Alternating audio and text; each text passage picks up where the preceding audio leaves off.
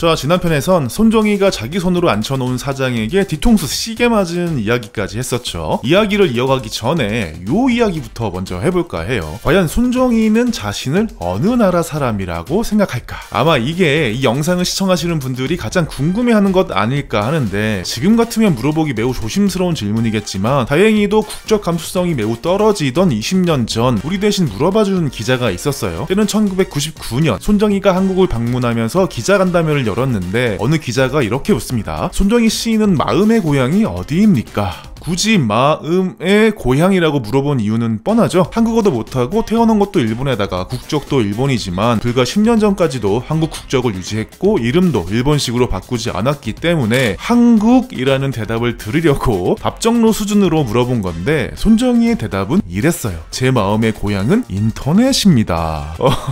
한국인들에겐 좀 실망스러운 대답이긴 하죠. 훗날 손정희는 자신의 정체성에 대해 더 구체적으로 밝힌 적이 있어요. 내가 손 씨를 고집한 건 한국인의 정체성을 유지하기 위해서는 아니었다. 그건 내 자존의 문제였다. 20년 넘게 손이라는 이름으로 살아왔다. 그런데 단지 내 신체가 속한 국가가 일본이라는 이유만으로 왜 그걸 바꿔야 하는가? 그리고 이 말도 덧붙입니다. 어디서 태어나고 교육받고 살고 묻히느냐를 중요하게 생각하지 않는다. 한국은 할아버지의 고향, 내 존재의 뿌리. 하지만 그 이상은 아니다. 이런 생각은 다양성의 나라 미국에서의 생활을 통해 더욱 굳어졌다.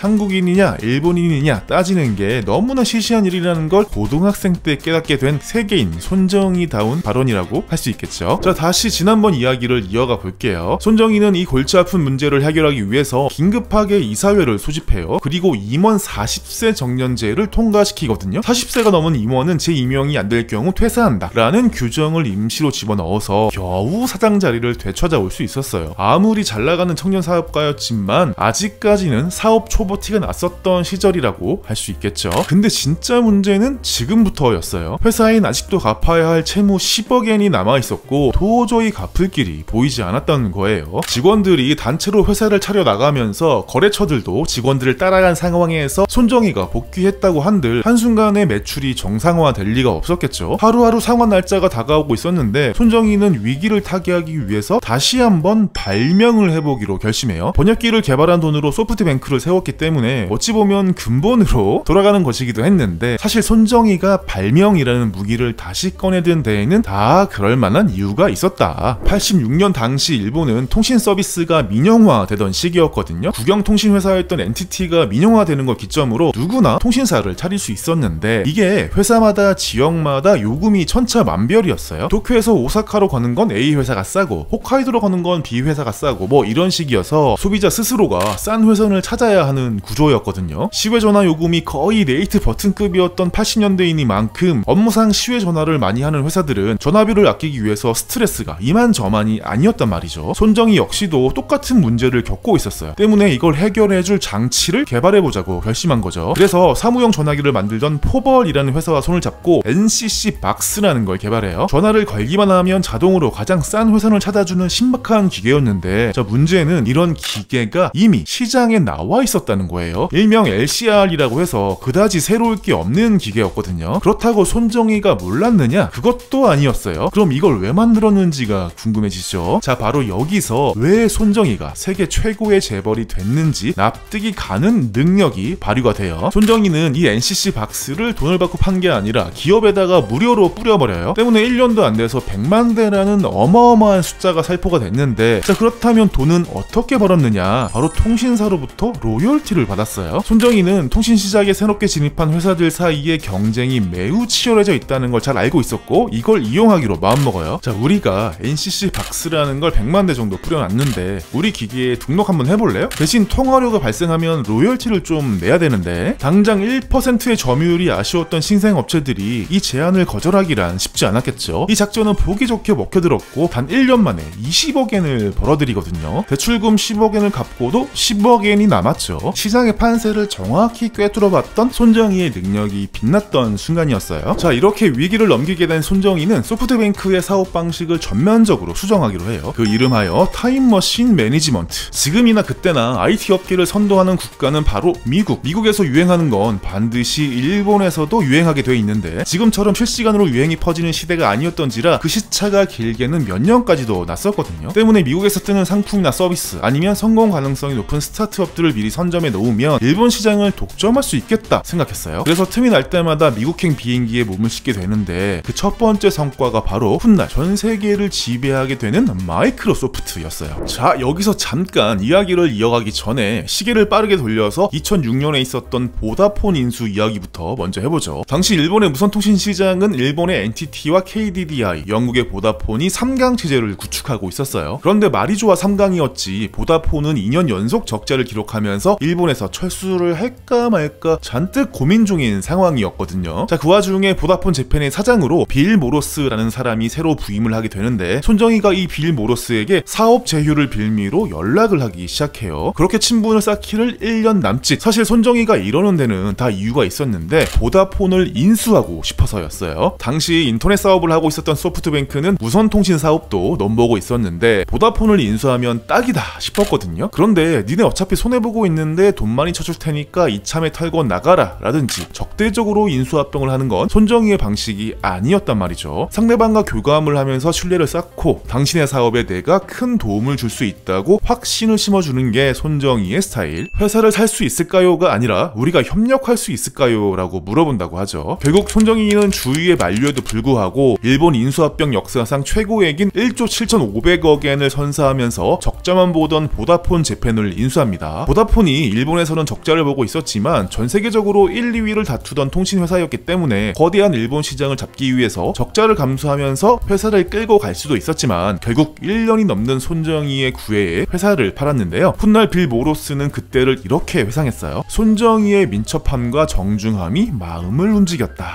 손정희의 이런 사업 방식은 IT 업계 초거물의 마음도 움직여 버리게 되는데요. 그 사람이 바로 빌 게이츠였어요. 80년대 컴퓨터 시장은 여러 회사의 운영체제가 난립하고 있었는데 마이크로소프트 역시 MS-DOS랑 윈도우로 주목은 받고 있었지만 큰 성과는 내지 못하고 있던 회사 중 하나였거든요. 그런데 손정희는 이 윈도우에 주목했어요. 조만간 윈도우가 운영체제를 전부 평장하리라 내다봤죠. 손정희는 미국을 갈 때마다 빌 게이츠를 찾아가서 특유의 인싸력으로 친분을 쌓기 시작하더니 결국 베프까지 먹는 데 성공. 그리고 1992년 컴퓨터 업계에 지각 변동이 발생하는데요. 윈도우 3.1이 짠 하고 세상에 나온 거예요. 텍스트 기반의 도스를 쓰다가 윈도우를 접한 지구인들이 열광하면서 윈도우 3와 3.1을 합쳐서 2천만 장이 팔리는 기염을 토합니다. 후속작인 윈도우 95와 98 역시 연달아 메가히트. 빌 게이츠 베프였던 손정희는 윈도우를 일본에서 독점 유통할 수 있는 권리를 얻는 데 성공. 92년 한 해에 벌어들인 매출액만 무려 1000억 엔에 이르렀는데요. 몇 년 전에 NCC 박스 개발에서 20억 엔 벌었다고 좋아하던 걸 생각해보면 이게 얼마나 큰 성공이었는지 느낌이 오죠. 소프트뱅크의 대박 행진은 여기서 멈추지 않았어요. 94년 7월 소프트뱅크는 주식 상장을 하는데요. 당시 일본 주식시장의 주식 중 가장 높은 가격이었던 18,900엔을 기록하면서 기업 공개로 무려 2천억 엔을 벌게 돼요. 자, 이렇게 해서 천문학적인 자금을 손에 쥔 손정희는 더 큰 사업으로 눈을 돌리게 되는데 그게 바로 지금 소프트뱅크의 본업이라 할 수 있는 기업 투자와 인수합병이었어요. 소프트뱅크 하면 세계에서 가장 유명한 IT 투자 회사이면서 스타트업이 가장 투자받고 싶어하는 기업 1순위 회사인데 이런 회사의 역사적인 1호 투자 회사가 뭔지 궁금해지죠. 매우 혁신적인 기업일 거라고 생각하겠지만 모두의 예상을 깨고 손정희가 골랐던 기업은 컴덱스와 지프 데이비스였어요. 뭐하는 회사인지 모르겠죠. 컴덱스는 지금은 없어졌지만 그 당시로서는 세계 최대 컴퓨터 박람회였고요. 지프 데이비스는 GD넷으로 유명한 세계 최대 IT 미디어 그룹이거든요. 둘 다 세계 최대 기업이긴 한데 딱히 혁신적이라거나 크게 돈이 되는 기업이 아니라는 건 확실히 알겠죠. 그런데 손정희가 이 두 기업을 사는데 쓴 돈이 무려 3,100억 엔이었어요. 상장으로 벌어둔 총알 2천억 엔이 있었다고는 하지만 1년 매출이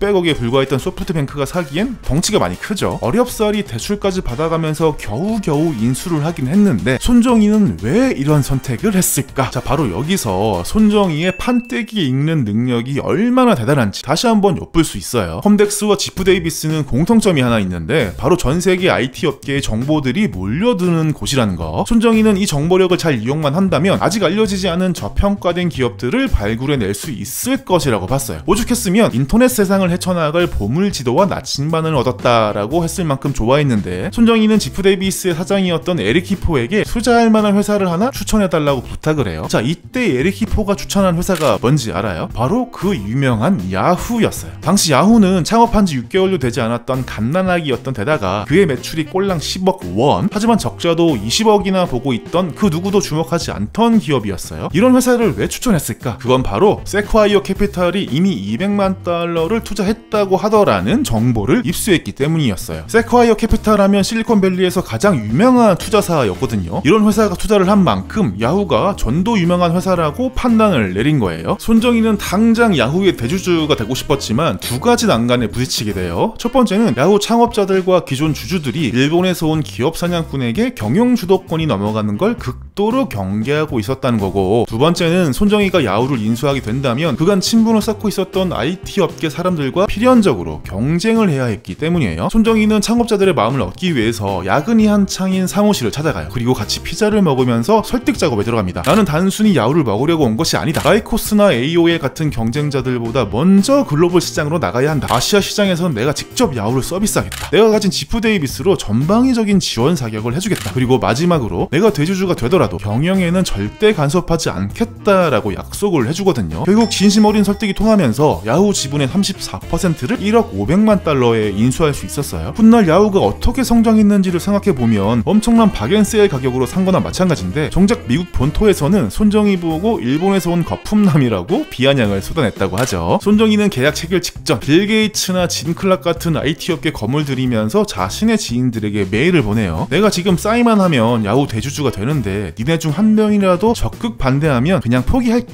앞으로 이 바닥에서 더 많은 일들을 해나가야 하는데 이런 거물들과 척을 두고 싶지 않았고 자신의 심정을 솔직하게 메일로 보냈던 거죠. 다행히도 모두에게 오케이 사인이 떨어지면서 야후를 손에 넣을 수 있었어요. 손정희의 광폭 행보는 이제부터 시작되는데요. 폭스뉴스로 유명한 미디어 재벌 루퍼스 모독과 손잡고 테레비 아사히 지분을 매입하는가 하며 메모리 카드 회사인 킹스턴 테크놀로지를 인수하는 등 숨가쁜 투자를 이어가는데요. 1999년이 되자 소프트뱅크는 10여 개의 자회사와 120개 이상의 손자 회사를 둔 세계적인 대기업으로 성장해 있었어요. 야후를 비롯해 전 세계 인터넷 트래픽의 절반이 소프트뱅크에서 발생했어요. 게다가 매달 130종 900만 부의 잡지를 찍어내는 거대한 미디어 회사이기도 했고요. 이때 얼마나 많은 돈이 통장에 꽂혔는지 재산이 일주일에 1조 원씩 불어나기도 했다고 하죠. 손정희의 말에 따르면 이 당시 돈에 대한 감각이 없어져서 백화점 건물을 통째로 살 수도 있겠다라는 생각에 쇼핑할 재미마저 나지 않았다고 해요. 자, 하지만 소프트뱅크의 고공행진에 급제동이 걸리는 사태가 발생합니다. 바로 2000년 전 세계를 강타했던 닷컴 버블이 붕괴된 사건이었어요. 소프트뱅크는 이 닷컴 버블 소용돌이 한가운데 서 있었고 주가는 100분의 1토막, 700억 달러의 자산을 자랑하던 손정희의 재산은 10억 달러 미만으로 주저앉아 버렸어요. TV만 틀었다 하면 손정희를 사기꾼이라고 비난하는 방송이 넘쳐났어요. 절체절명의 위기를 맞이한 손정희는 이 난국을 어떻게 풀어나갔을까요? 자, 오늘은 여기까지. 이게 원래 한 편으로 끝내려던 시리즈인데 만들다 보니까 너무 길어지네 이게. 아무튼 다음 4편에는 꼭 완결이 날 예정이니까 다음 4편도 재밌게 기다려 주시길 바랄게요. 그럼 안녕.